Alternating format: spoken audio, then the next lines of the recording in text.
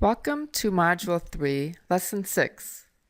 This lesson will introduce you to the Excel Food Production Record tool and show you how to use it effectively. The purpose of the Excel Food Production Record is to simplify completion of food production records and use them as a planning tool. You must have Microsoft Excel to use this resource. The Excel Food Production Record is posted in Module 3 and in download forms. Download the file and save it to a CACFP folder on your computer. Open the file and enable the content so you can follow along and complete the form. This file contains tabs along the bottom, a tab for the menu, 5 daily tabs, and 1 tab for the grocery list. The file opens on the Menu tab. To save time, this example has a menu entered for Monday through Friday. You will enter your own menu on this sheet. Breakfast on Monday is milk, pear slices, and banana muffin. The AM snack is fresh strawberries and Triscuits. Lunch on Monday is milk, meat lasagna, carrots, and kiwi. The grain for the meal is the lasagna noodles. The PM snack is mandarin oranges and a whole grain mini bagel. Click on the tab for day 1. Enter the name of your center and the date. The instructions state that starred items must be completed. This includes the name of your center and date, the actual number served, menu, and amount to prepare. The actual number served will be filled out after the meal. The menu is filled out according to what was entered in the menu sheet. Next, mark the reference age group for the planned serving size. The choices are 1 to 2 years, 3 to 5 years, and 6 to 12 years or adult. This information is useful when combining age groups. Instructions for combining age groups are in Chapter 2A of the manual. Click the button for 3 to 5 years of age. Clicking here will open up the website for the food buying guide. This will help you complete columns 2 through 4. Next, check the box by each grain if the item is whole grain rich. In our example, Triscuits and the whole grain mini bagels are whole grain rich, so these boxes are checked. Columns 2 through 4 are optional, but used to determine the amount of food to purchase and prepare. The food buying guide will help complete these columns. Milk is required for breakfast and lunch, so the rows for these can be completed one time and used for all records. Enter GAL in column 2 from the drop-down box. The choices are gallon, quart, and half pint.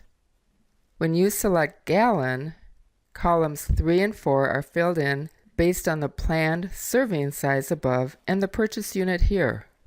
According to the food buying guide, there are 21.3 3/4 cup servings in a gallon of milk. This is the portion size for milk served for breakfast and lunch to children in the 3 to 5 age group. Since milk is a required component for breakfast and lunch, it is already filled in. If you change the reference age group, the milk planned serving size will change to correspond with the age group. If you change the purchase unit, the servings per purchase unit will update. Refer to Lesson 7 for how to combine age groups. Click the tabs for the other days and you will see the information for milk is now filled in too. Pear slices are planned for breakfast. In this case, fresh pears will be purchased. Enter pears fresh in the search field of the food buying guide. Several options are shown. Select the one that is most similar to the way pears will be served at your center. The top one is raw, pared, sliced fruit. There are 7.9 1/4 cup servings in 1 pound. We are using 1/2 cup servings, so there are half as many servings. 7.9 divided by 2 is 3.95. Enter pound in column 2, 3.95 in column 3, and 1/2 cup in column 4. The next item is a muffin. The standardized recipe for this menu item is for either 25 or 50.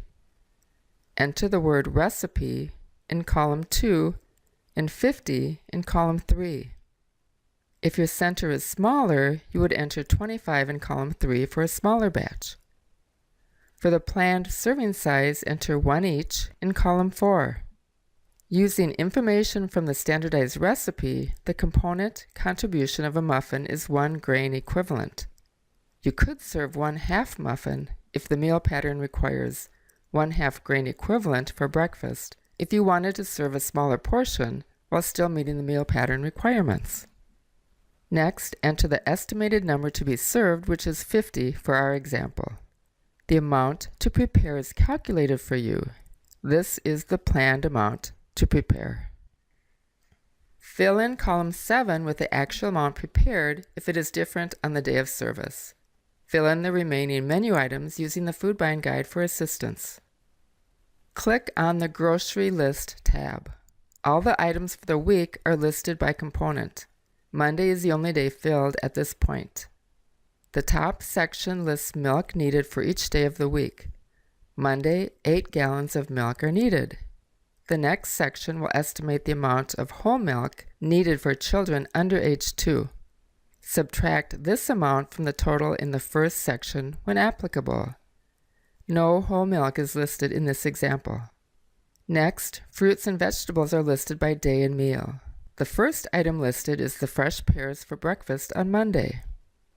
According to the estimate, 12.75 pounds are needed if there are none on hand. If 3 pounds are on hand in your inventory, enter 3 under Quantity on Hand. The 3 pounds are subtracted from the 12.75 total pounds needed. The quantity to purchase is 9.75 pounds.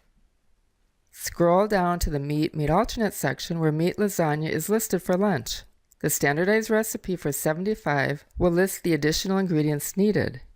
These can be entered at the bottom of the sheet. The next section is grains. An asterisk is listed by whole grain rich items. The grain for breakfast on Monday is a banana muffin. Again, refer to the recipe for a list of ingredients needed. The AM snack includes Triscuits, 4.75, 8.5 ounce boxes are listed. Lasagna noodles are already included in the lasagna recipe. The 2.25 dozen whole grain mini bagels needed for the PM snack is listed. The last section on the shopping list is for other items not already included, such as the ingredients for the standardized recipes, condiments, and non-food items such as napkins and plastic gloves. The top 10 rows are for other foods listed on the breakfast and lunch menu, if applicable. Enter information in columns 2 through 5 for all menu items on all 5 days, and enter the date. Click on the Menu tab again. Click on the Print Pages button in the upper right corner.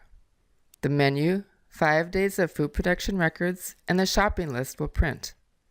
Keep the paper copies of the food production records in the kitchen. Use them as a guide to prepare meals each day. Record the actual amount of food prepared in column 7 if different from column 6. Complete the actual numbers served section after meals have been served each day. The last column of the food production record is titled Comments. Use it to record food temperatures, see and label information, and amount of food left over. Anytime a menu substitution is made, record it on the printed copy of the menu and also on the corresponding food production record. Final copies of both must match. When the week is completed, file the records in the monthly CACFP folder. If this is a cycle menu, record the week of the cycle menu on the menu here. Use this as a template for cycle menus. Make a copy of this file before entering dates, actual numbers served, quantities in column 7, or ingredients on hand. Save it in the CACFP folder on your computer and name it according to the week, such as Spring Cycle Menu Week 1. This will save time as columns 1 through 5 will be pre-filled in. If the enrollment changes over time, adjust the estimated number to be served. Some modifications can be made to this file. The graphics and colors on the menu sheet can be changed to reflect different seasons.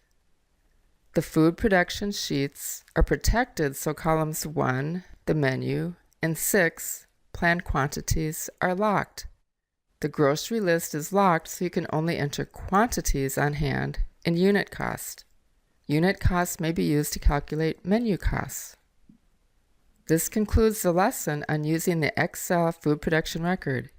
If you have questions about using this file, please contact your CACFP consultant or the state agency. Contact information can be found in the front of the manual.